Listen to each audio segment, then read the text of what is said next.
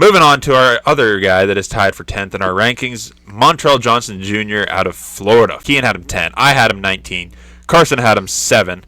So let's get right into it. This is the last guy I watched while I was scouting. At this point, honestly, I'd watched so many running backs in so short of amount of time. I was kind of sick of watching. But this guy is someone that caught my eye when I didn't want to watch any more running backs, and he made me want to keep watching. I initially ranked him, and then when I came back and I was in a better mood and fresher, I came back and I was like, damn, he's even better than I thought. I noticed that he has good wiggle at pretty decent size, 5'11", 212. He will run you over, though. He has home run, well, I say home run speed, but it's like home run speed if it's like a 350-foot fence, you know? Yeah, true. Because like anything over 50 yards, he starts to get tired and they start to hawk him. But between like 20 and 50 yards, he'll definitely break away from corners. And he showed that in the combine. I think he ran a 4.41. He's fairly patient, which I was impressed with. Runs through arm tackles, and he's a hard runner. 0.27 missed tackles forced per attempt. Pretty good. I love this guy. This guy is a big-time sleeper in this class. I think right now he's currently ranked in the consensus big board around like 370. Is he even going to be drafted? And he's never been given more than 162 carries. Or he's never had more than 841 rush yards in a season. But I loved what I saw from Montrell Johnson. He ran that 4.41 40-yard dash. I was like, oh,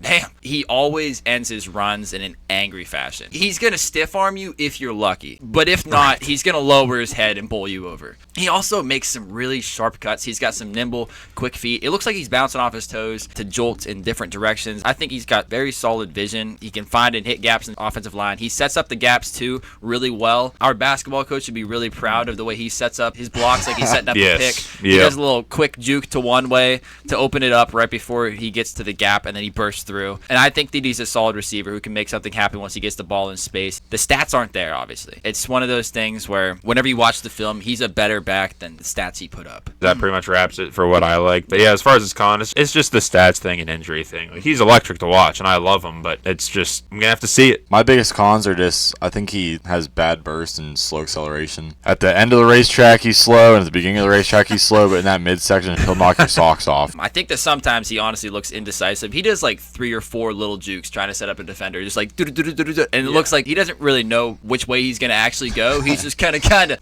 juke until the defender does something. I got a comp for him here. Great value version of Omarion Hampton. He's jacked. He's built and plays like a man among boys. He can still change directions impressively well, and he can power through a weaker defender. Summary comp: jack of all trades back, but not the greatest athlete. NFL comp I really don't like either. TJ Yeldon. That's a blast from the past. Wow. I think it was mostly just because I feel like he looked so tall on the field. When I see tall and skinny running back, all I can think is TJ Yeldon. I was caught in the middle of a railroad track.